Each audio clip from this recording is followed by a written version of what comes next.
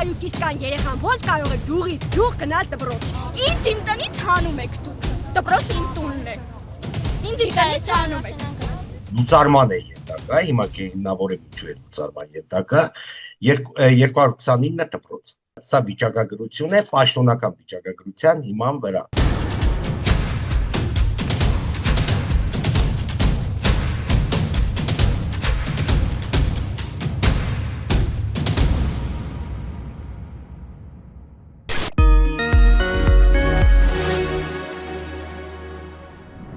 Աննախադեպերային հանգամանքը, որ ազգային կրթության խորհրդի կողմից հրավիրված աշխատաժողովի դեր կեսին բազմավոլորտ նախարարությունը հերքում տարածեց։ Դեր կեսին զեկույցը դեռ չէր ավարտվել։ Եվ արդեն ակնհայտ էր հետևյալը, որ իրենք դասական մանիպուլյացիայի են ենթարկում։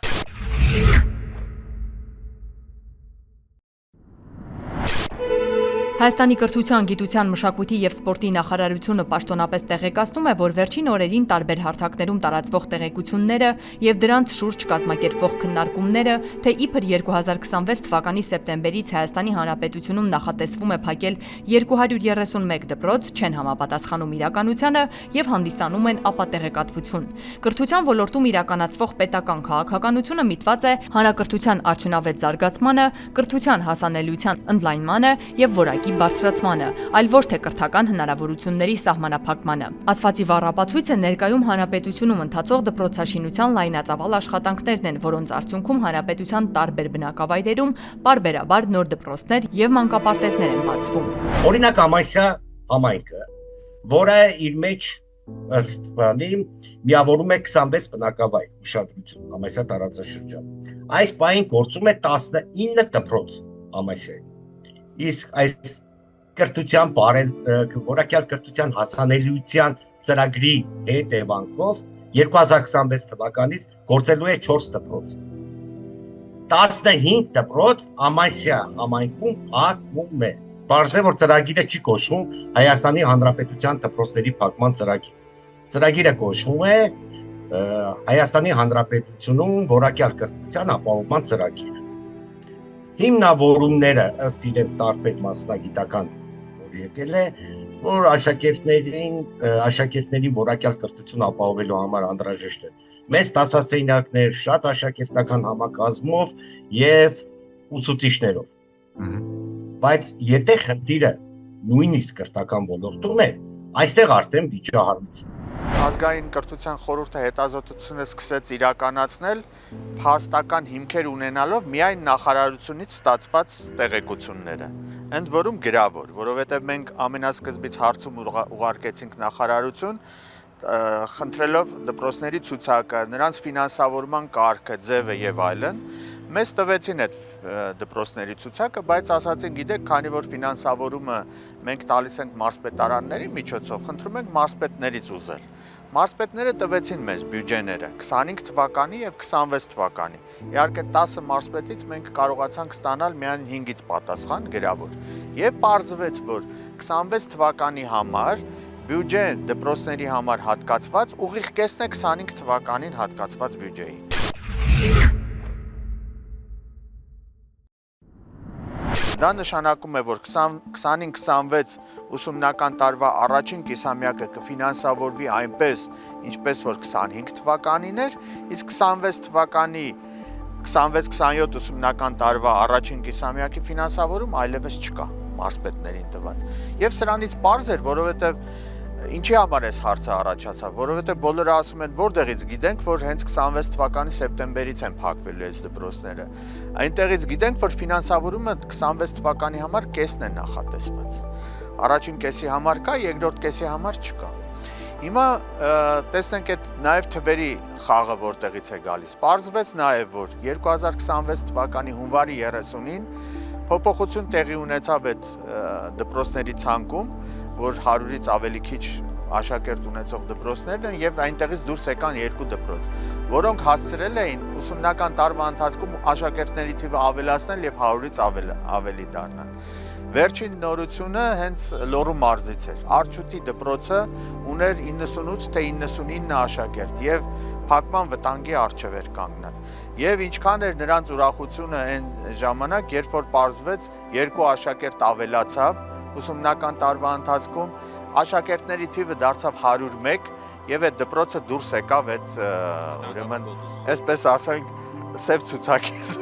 ցուցակից դպրոցների։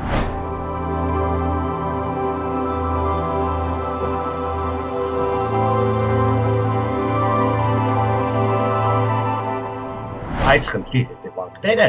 իրենք արտահայտվում են բազմա վեկտոր, բազմա սպեկտր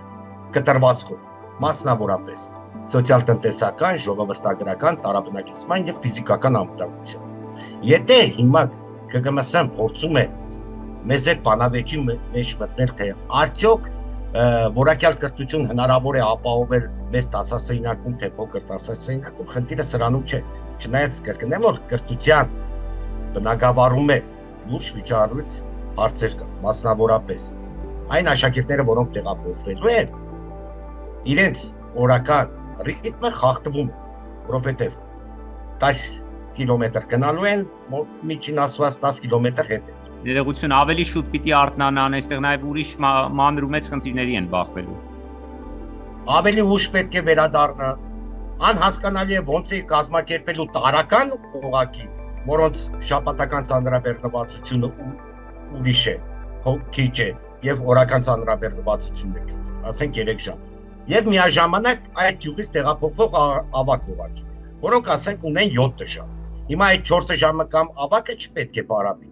կամ կրծերը պետք է սպասի, կամ պետք է անընդհատ գնանք կան։ Տեսեք 100 աշակերտից բացի, նաև ուսուցիչներ, օժանդակ աշխատակազմ, նաև աշխատատեղեր գյուղի համար։ Դե, իսկ Արջուտը եղել է ադրբեջանաբնակ գյուղ եւ հիմա շատ կարեւոր է, որպեսզի այնտեղ մնացող բնակվող մարդիկ կարողանան իրենց բնակությունը շարունակել։ Ինքը քաղաքին շատ մոտ է Վանաձորին, բայց նաև ինքնուրույն ապրելու, համայնք ձևավորելու շատ կարևոր նշանակություն, առաքելություն ունի։ Իսկ այդ առաքելության առաջատարը հենց դպրոցն է։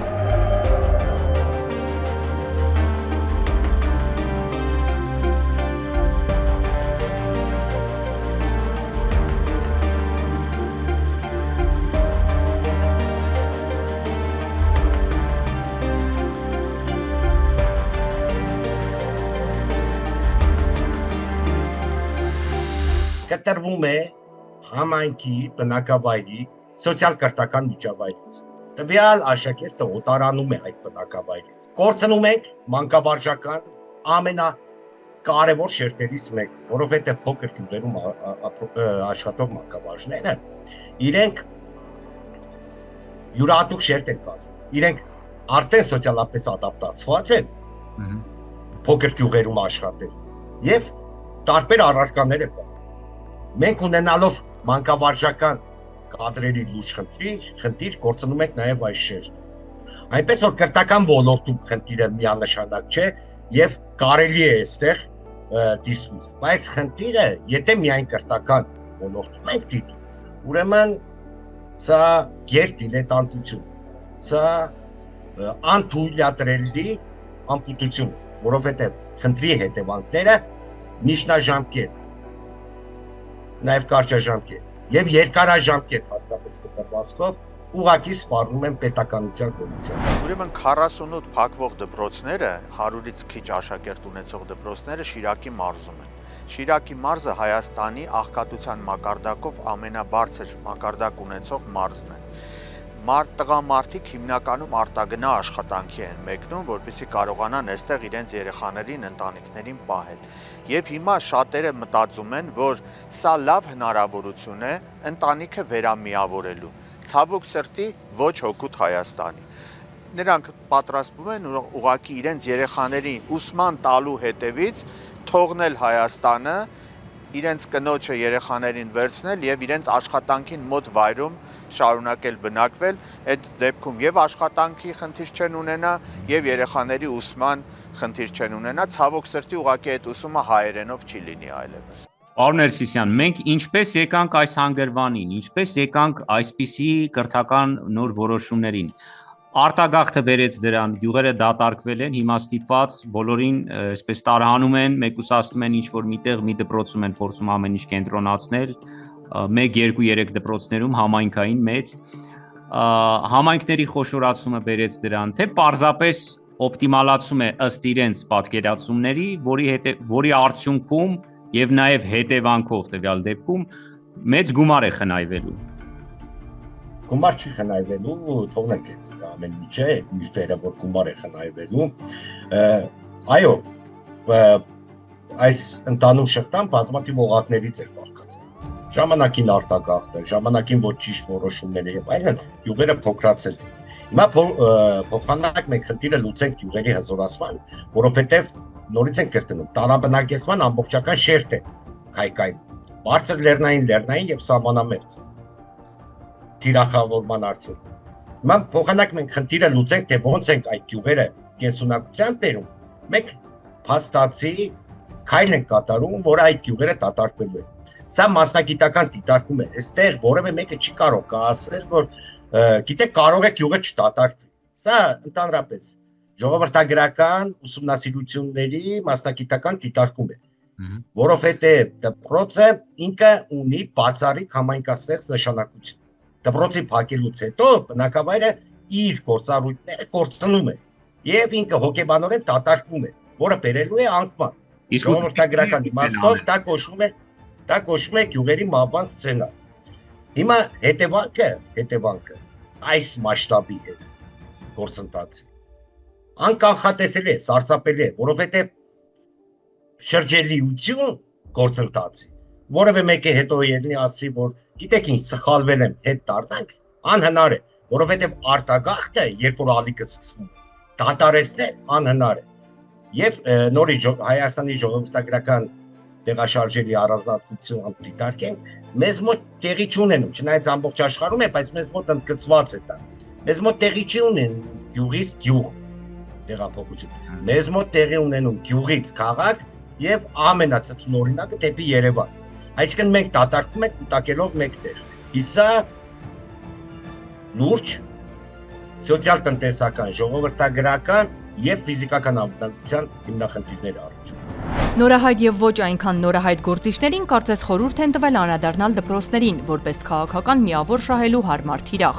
ով որ խորհուրդ է տվել առերևույթ տեղեկացվածության, իմացության եւ հիշողության հետ լուրջ խնդիրներ ունի։ Աշակերտի թվով ֆինանսավորվող դպրոցների հրամանը վերցրել են, դրանում ընդգրկված դպրոցների թիվը, ընդ որում նույնիսկ դա էլ նորմալ չճշտելով, դարձրել դրոշակ ու պնդում են, թե այդ դպրոցները 2026 թվականի սեպտեմբերի 1-ից փակվելու են։ Ամոթ է, ակնհայտ սուտ եք խոսում։ Բարեկամաբար խորհուրդ եմ տալիս, հեռու մնացեք դպրոցների թեմայից։ Դպրոցների մասով չեք գտնի որևէ ուղղություն, որտեղ կառավարությունը առաջընթաց չի գրանցել վերջին տարիներին։ Ընդ որում նշանակալի եւ էական առաջընթաց։ Դպրոցների պահպանման ծախսերը շարունակաբար ավելանում են, շուրջ 130 միլիարդ դրամ ուղղվում է միայն այս նպատակին, 2018-ի համեմատ շուրջ 57%-ով ավել։ Ի պատասխան ԿԳՄՍ նախարարի խորհուրդների պետական պաշտոնյան, հատկապես կրթության ոլորտի պատասխանատուն իրավունք չունի հանրային քննարկումը փոխարինել վիրավորական բնորոշումներով եւ բարոյական մեղադրանքներով։ Երբ ասում եք դպրոցները չեն փակվելու, բայց միաժամանակ 2023 թվականի սեպտեմբերի 11-ի N1790A2 հրամանով նշում եք, որ այդ դպրոցներում ֆինանսավորման 5 կարգը պահպանվում է, մինչև դպրոցների վերաձևակերպումները եւ նույն այդ փաստաթուղթը ուղարկելով դպրոցներ իրականացնում եք փակմանն ուղղված քայլեր, սա ոչ թե ճշմարտության ամբողջական ներկայացում է, այլ կիսաճշմարտություն։ Դպրոցը կարող է չփակվել հրամանի ուղիղ տեսքով, բայց փակվել գործնականում։ Ներկա վարչախումբը ուզում էր այս դպրոցների փակման ծրագիրը զուգահեռ տանել դպրոցների են 300 դպրոց կառուցման ծրագրի հետ։ Եվ մարդկանց մտածողության մեջ օրինակ ինձ շատերը հարցնում էին, գուցե են պատրաստվող, սարքվող, կառուցվող դպրոցները կամ փոխարինեն այս դպրոցներին, ասենք 3-4 դպրոցի փոխարեն մեկ նոր դպրոց լինի, երեխաներն էլ, ուսուցիչներն էլ սիրով գնան այդ նոր կառուցվող դպրոցը։ Պարզվեց ոչ։ Այդ նոր կառուցվող դպրոցները ընդհանրապես կապ չունեն այս ծրագրի հետ։ Առավել եւս, որ այդ 300 դպրոցի ծրագիրը 2025 թվականի դեկտեմբերի վերջի դրությամբ իրականացվել էր ընդամենը 20%-ով։ Ընդամենը 60 դպրոց է կառուցվել, շահագործման հանձնվել կամ հիմնանորոգվել, շահագործման հանձնվել։ Եվ այստեղ ուշադրություն, քանի որ քաղաքական բանի մասին ենք, բաղադրիչի մասին ենք խոսում։ Ուրեմն մեր քննարկման ժամանակ մասնակցում էր Վայոց ձորի նախկին մարզպետ Էդգար Ղազարյանը։ Ուրեմն Վայոց ձորում կառուցվել է 2 նոր դպրոց այդ ծրագրով եւ երկուսն էլ գիտեք որ գյուղերում, որոնք եղել են նախկին ադրբեջանաբնակ։ Գոմքը, Եղեգիսը։ Երկուսն էլ լավ դպրոցներ են կառուցվել, բայց ում համար։ Ում համար, որովհետև այնտեղ բնակչությունը կամ երեխաների թիվը այնքան չի, որ կարողանան այդ դպրոցները ամբողջությամբ իրականացնել։ Պարզվում է կամ ենթադրվում է, որ ամենայն հավանականությամբ Ադրբեջանից բնակիչներ կբերեն իրենց երեխաներով եւ Գոմքի եւ Եղեգիցի դպրոցները կաշխատեն 100% ծանրաբեռնվածությամբ։ Սա իհարկե էլի փաստական հիմքեր չկան այս ամբողջը ասելու, բայց տրամաբանությամբ կարելի է այս ամբողջը ենթադրել եւ փոխարենը 55 սահմանամերձ գյուղի դպրոց, որոնք 100-ից փոքր աշակերտներ ունեն, ամենայն հավանականությամբ էլ չեն գործի։ 55-ից 27-ը Սյունիքի մարզում։ Եթե այս գործընթացի հետևանքով զուտ կրթական ցուցանիշներ եթե դիտարկենք մոտ 2500 ուսուցիչ է դուրս մնում աշխատանքից փաստացի գործում, ապա նույն չափել նույն քանակով էլ օժանդակ համակազմ։ Իսկ օժանդակ համակազմի աշխատակիցները դպրոցներ մենք գիտենք որ տեղում են ձևավորվում։ Սա լրացուցիչ մոտիվացիայի հիմք է տեղում մնալ։ Մենք զրկում ենք սրանց։ Իսկ սա բարձր որ եթե չկա նաև այդ մնալու սոցիալական հիմքը, որովհետև գյուղերը մենք գիտենք որ այլ աշխատանք գոյություն չունեն։ Փակել են համայնքապետարանները, այլ վարչական միավորներ, պոլիկլինիկաներ չկա, ոչ մի բան չկա։ Մնացել է մեկ դպրոց, դա էլ փակում են եւ մարդը աշխատատեղի դիվերսիֆիկացիա այլևս չունի։ Այս ամբողջ իրադարձությունները, որ վերջին 1-2 շաբաթվա ընթացքում տեղի ունեցան, մտածել տվեցին գոնե որոշում կայացնողներին, որ արժի գուցե հետաձգել։ Մենք այսօր արդեն ստացանք արձագանքներ մարզպետներից, տեղերից, որ մարզպետները ասել են, որ մի քիչ կարող եք շունչ քաշել դպրոցներ, կարծես թե սեպտեմբերից կարող է չլինել։ Հասկացաք, սա նշանակում է, որ հետ քայլ է կատարում կառավարությունը եւ ամենայն հավանականությամբ գոնե դպրոցների որոշ մասի առումով այդ որոշման իրագործումը հետաձգելու են։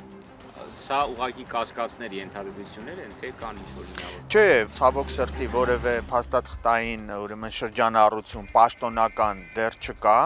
որովհետև նույնիսկ նրանց պաշտոնապես չէին էլ ասել փակվելու մասին, ուղղակի ֆինանսավորումն էր վերջանալու, պարզվելու էր, ինչպես որ գիտեք, չէ, բժշկական հիմնարկներում տարվա կեսին ասում են դե ֆինանսավորում չկա, այլ պետությունը չի կարող ձեր հիվանդությունը բուժելու համար որևէ ֆինանս հատկացնել։ Հիմա նույն բանը դպրոցներին էին ասել, հիմա ամենայն հավանականությամբ